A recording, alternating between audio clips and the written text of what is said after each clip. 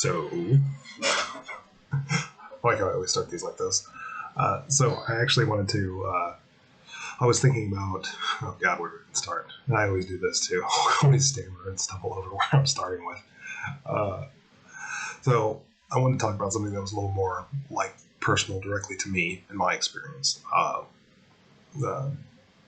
a multitude of reasons. So this is weird to explain. So shamans.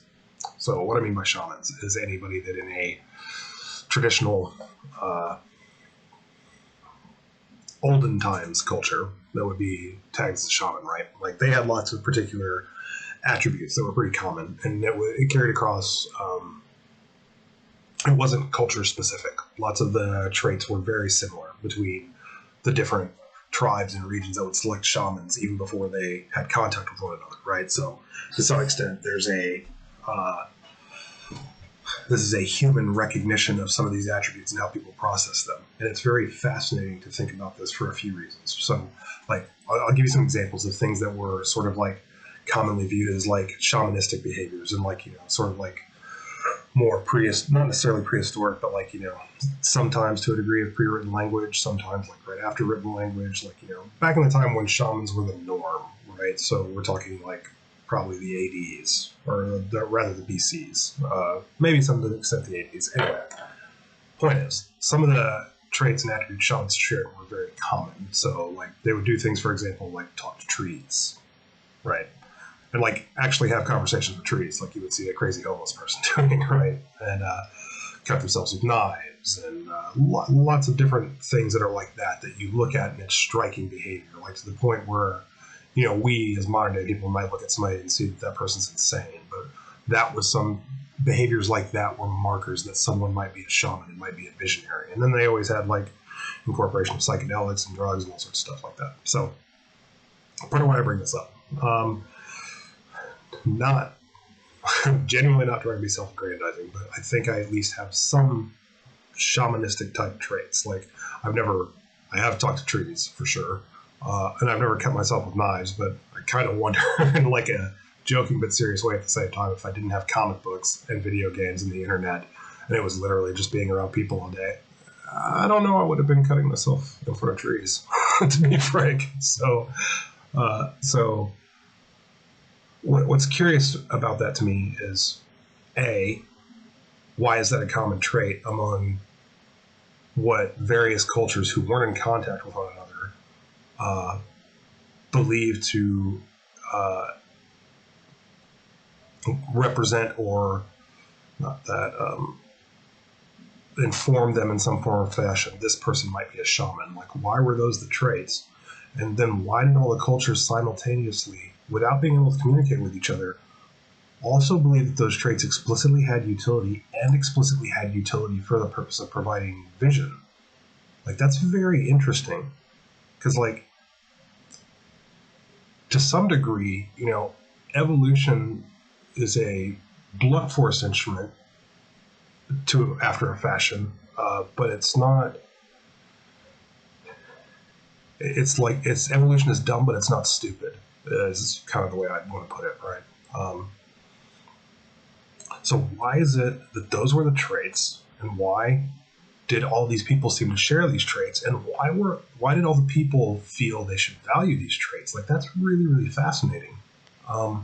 So I was trying to think about it. It's like, when I was, researching and finding out about, the talking to the trees and the cutting with knives and all that, I was trying to think, I could easily see overlays of how, if I had been in that time in those circumstances, potentially I may have done some of those things. So in a very, delusion of grandeur way, I was like, well, am I a shaman? Right. And it's like, okay, well, let's say, for sake of argument, for funsies, just as sort of like a thought experiment, let's say I do have some of those. So why is it that those are the traits that are exhibited? Why is it the talking trees? Why is it the cutting with knives? Why is it all these sort of like psycho crazy behaviors? Like, what's going on there? What's the cause of that, right? So this gets me into some like personal experience of what it was like growing up as me. And some of this is going to sound like it's very delusion of grandeur, self-aggrandizing, but like, I'm just going to have to deal with that and get over it. So how do I explain this? Every person, if they have their head screwed on remotely straight, has at one point in time thought something or held a belief that through the course of their life they learned to no longer believe, and they learned was incorrect for one reason or another. Everybody's had something like this if they aren't crazy, right? Like you used to think, your parents didn't understand, and then one day when you're older you realize, oh, my parents actually did understand and they were trying to do their best to help me. There's always something like that. Something that you thought was true and then later learned and realized it wasn't true. But at the time that you thought it was true, like you knew it was true, like it wasn't even a question, right? Like if somebody asked you about it, you were like, no, that's the truth. My parents do not understand what it's like to be a teenager, which is asinine on its face, but at the time you don't know it and you have absolute conviction in your belief of it, right? So everybody understands they can have an incorrect belief about themselves, right? They can be incorrect about thinking why they're doing what they're doing. Everybody learns lessons about themselves and realize, oh, I wasn't doing those things because I was perfect and that the whole world was wrong. I was doing those things because I was an asshole. And I learned I was an asshole and I learned not to do those things, right? Everybody has at least one of those. So now if you're a perceptive human in terms of being able to see people and well, I guess I'll make this to a directly personal corollary. So me personally, I am high in traits: empathy, openness, and neuroticism. So functionally what that looks like. I play off of people's emotions very easily. In fact, so easily to the point that it's hard for me to maintain independent identity when I'm talking to people. Which is to say, if someone has an energy, in terms of like how they're talking, are they talking about things like we should be annoyed? Are they talking about things like they're happy and we should be excited? Like, are they talking? You get the drift, right? If somebody's talking like that, like I start involuntarily mirroring the feeling internally. Like I can feel the joy they're feeling. Like I can feel the anger they're feeling. And it's literally completely involuntary to the point that like, and I think this is a combination of the openness and the neuroticism more the openness and the empathy, maybe. But feeling their feeling is involuntary to me to the point that it literally overrides my personality of who is Robert. Like I become a different person every new person I talk to some extent, in a very real way. And it's, some people understand that and some people won't, and some people might think they do, but honestly, unless you're just really high on empathy like I am, it's very difficult to explain what the phenomena feels like. But the people who are high empathy already understand exactly what I'm talking about. Like your mood will just turn on a dime and it's completely at the whim of whoever you're talking to some degree, right? So I'm also very high in openness, in both vectors of openness, which is openness to experience and intellect. So that means I'm simultaneously very creative and I'm very interested in problems and the linking data of things and how things work, right? And it's like I'm past like the 95th, 96th percentile of both of those attributes. So I'm very curious about things. I'm very inquisitive, and I'm very into like how this thing connects to another thing, how this other thing connects to another thing. That makes one big thing. They all work together, right? Then I'm also simultaneously very neurotic. So I'm more like in the high 70s on neuroticism. And that's for both the vectors. I can't remember what they both are off the top of my head, but it's like prone to experience negative emotion, withdrawal, like some relevant amount of those. What it means is I will more often than not look at the negative aspect of a thing. I will not look on the bright side by default. And when I feel any sort of like pain or loss or betrayal, I will feel it more intensely than someone who is not as neurotic as I am. Doesn't mean like my pain's more real. Like that's not what it's about. It's because of who I am. I feel it more. It's like being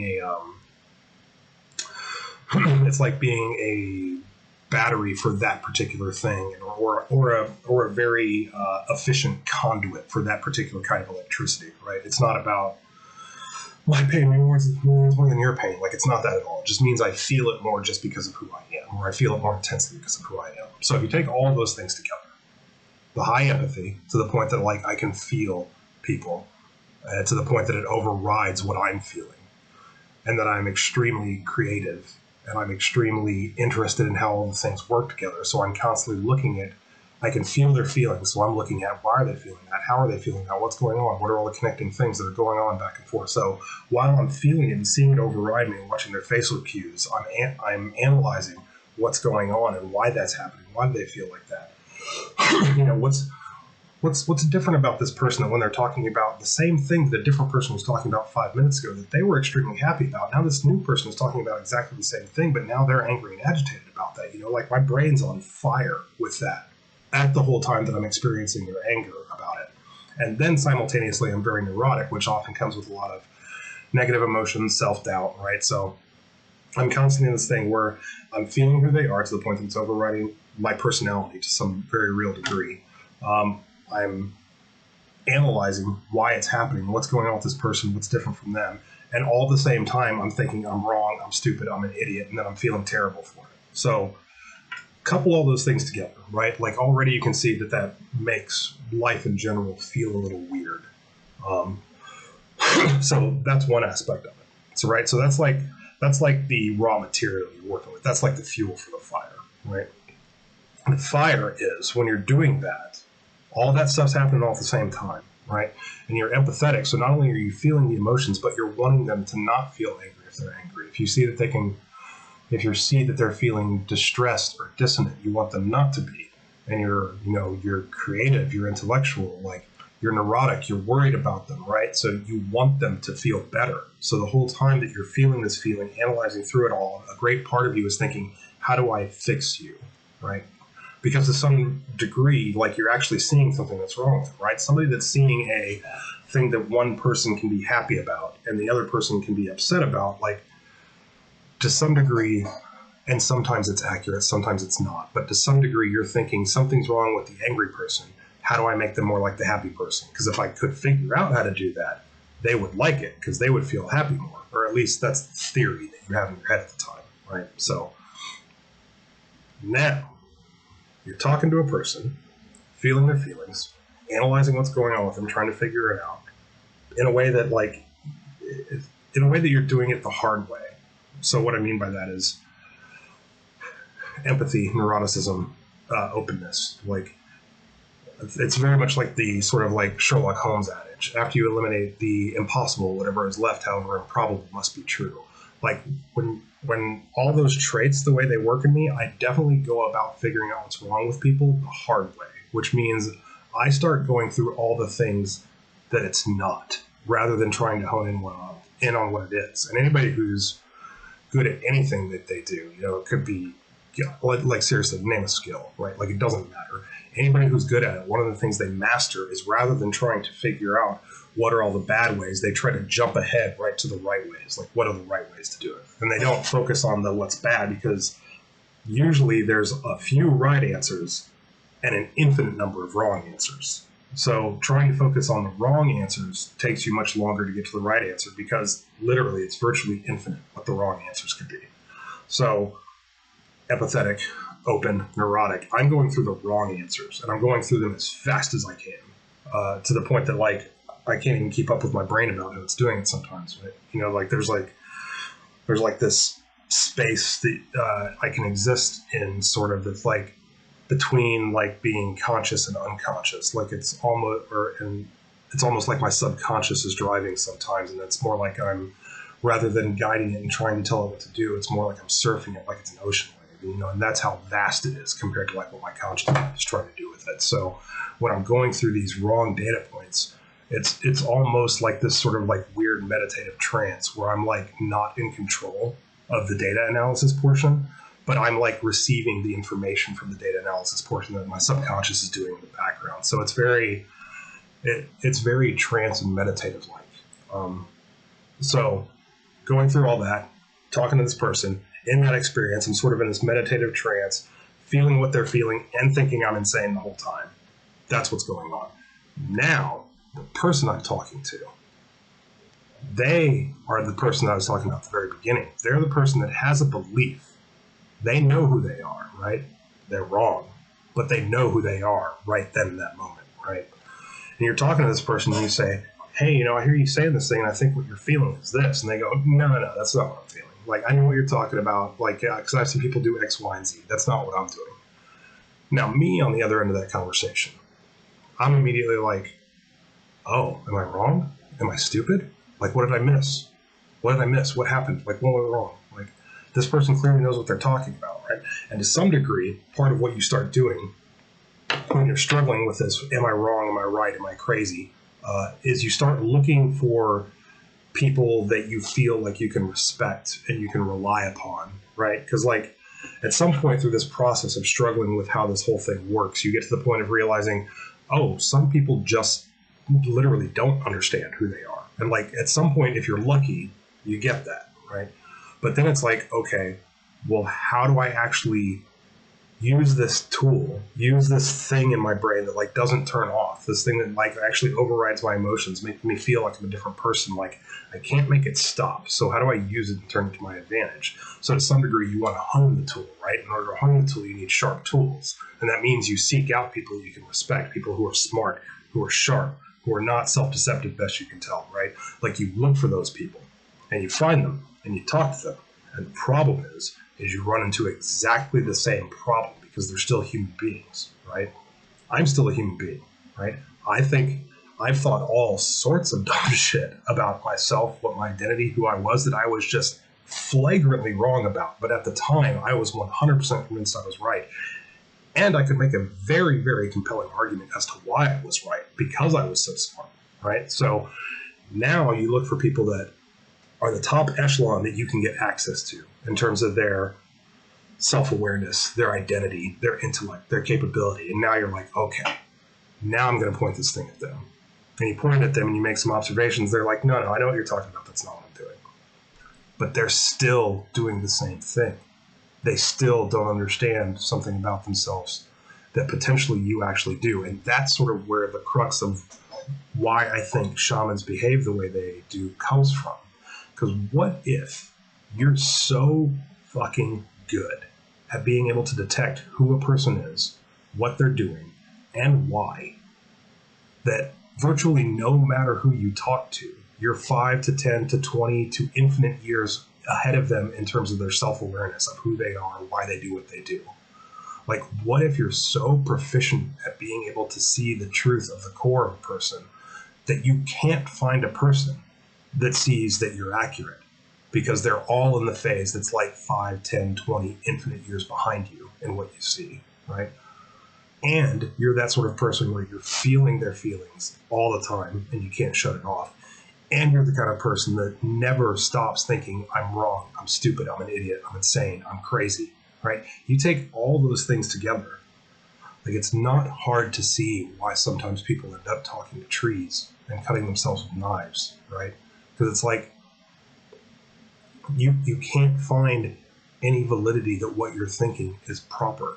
There's no way, there's no board, there's no sounding board for you to get access to that you can really hone and sharpen this tool on, because your tool is so advanced that literally nobody else has something that you can use it on and can, like, bounce it off you properly, like, short of like another shaman.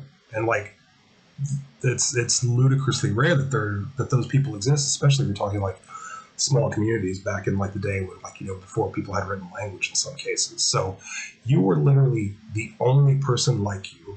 You were the only person that could see what you saw. And every time you saw something and tried to talk about it, all everybody did was tell you about how you were crazy. And that's your entire existence. Like, yeah, that's talking to trees and cutting yourself with knives territory right there, because, like, you can't even find a group identity at that point, right? Like, because it's like, you have a tool, like, you have a utility, you have a thing that can be used, right? But it's like, but nobody knows how to use it. And that's why part of the shaman aspect, and that all the cultures had markers for identifying it, and all of them had mechanisms in place for recognizing it, putting it to this position of reverence, and listening to it, is very, very fascinating. Because it's like, it's hard to look at something like that and feel like it was evolution being stupid rather than evolution being successfully dumb, right? Why would that be the attribute that they all share? That's really, really fucking weird. You got like the babbling crazy person talking at the corner when you're walking to work, And there's something about him that literally every culture that had never communicated with one another all recognized and saw that that person has a value. Like they're a visionary, they're a seer, and they listened to them, right? And it wasn't they listened to them and got consistently shown why they were stupid to listen to them, right? Because that habit would have lasted all of 5 or 10 years. What happened was that they put it to this point of reference or reverence. They used it like that, and it seemed to provide some sort of continual level of utility or enlightenment, which is why they continued to use it to the point that it became part of a written structure and part of the language that was passed down from person to person to person, part of the shared knowledge. It's like, you need to watch out for these things. You need to do this, because if you see a person doing that, you need to find that person and you need to treat them this certain way because they have a utility you can't possibly replicate without that insane person you just found. They all fucking had that. Every single one of them. That's crazy to me. So part of what I was trying to like sort of get across and record with this is that if I do have any tendencies that lead me to be shamanistic, why are they crazy? And I think that's why they're crazy. Because they have this constant overriding feeling where their personality is constantly in flux, and to some degree they don't even know who they are in a very real sense on a day-to-day basis, especially since they're always interacting with people, right? One of the things that shamans always did was they always went into seclusion, and that was one of the things you look for. And part of why I think they do that is because it was the only way that they could actually identify who they were, because there was no way for them to be around people and know who they were or what they were supposed to be thinking, or in a very real sense have their own thoughts, right? Like they had to be alone. They had to be away from all the noise and like all the reception, because they were too much of a lightning rod for it, right? So it's like they had to go away from everybody. And also, if they're very intelligent, very creative, and they always had like meditative trance-like states, right? Like they always seemed like they were talking with the gods, as people said, right? Because they weren't talking in the language. Like they were sitting there mumbling and babbling. It's like they didn't seem like clearly their brain was firing a million miles an hour. Everybody can see it, but like they weren't coherent. They weren't saying anything that made any sense. Like they weren't even really talking very truly, right? So they were like in a trance. It was like they were surfing their subconscious, like it was the ocean, right? And also, they're also potentially simultaneously they were neurotic. I'm assuming a lot of these traits apply to at least some amount of people that had shamanic tendencies. Not necessarily all of them, because the interesting thing about traits is they can manifest the same behavior for different reasons, which is super fascinating, but that's a whole different conversation. Right? So you can't feel yourself when you're around other people, so you have to go be alone. The way that you're solving problems is very meditative and trance-like, to the point that like you're looking up at the stars and like mumbling, and people think that you're talking to God, right? You're very neurotic, and you're always thinking you're crazy, especially when you're around people, especially when you can't feel yourself or your own identity when you're around them, and then they're always trying to tell you you're wrong, you're crazy, you're stupid. So you're just thinking, I'm wrong, I'm crazy, I'm stupid, and like you get away and you're just like, and it keeps going and going and going. When you're away and you're by the trees, I'm wrong, I'm crazy, I'm stupid, I'm wrong, I'm crazy, I'm stupid, I'm wrong. And it sounds frantic when I describe it, because that's what it feels like. It feels frantic like that. Like that's how I feel it when I feel it. Whenever I talk to people and make any sort of observation about it, and either they tell me I'm wrong or they get angry or anything like that, it's like I can't help but think I'm wrong, I'm crazy, I'm stupid, I'm wrong, I'm crazy, I'm stupid. And like I'm like shredding myself. I'm cutting myself with knives on the inside when that's happening, right?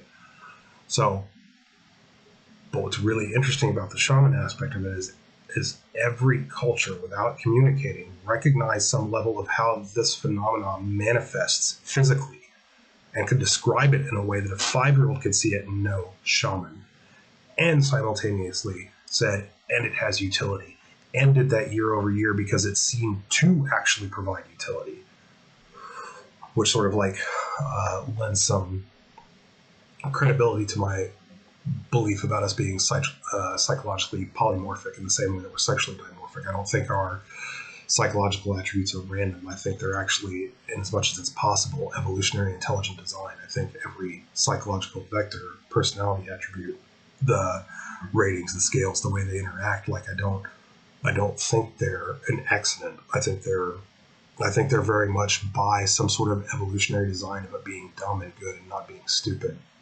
Right? Because everybody knew what a shaman was. Every single person, right? Like that's really fucking weird, man. So if I have those tendencies, for any sort of reference, That's what it feels like, and that's why those people do that, I think, or some variation or derivative of that. But I could be wrong because I'm wrong. I'm crazy. I'm stupid.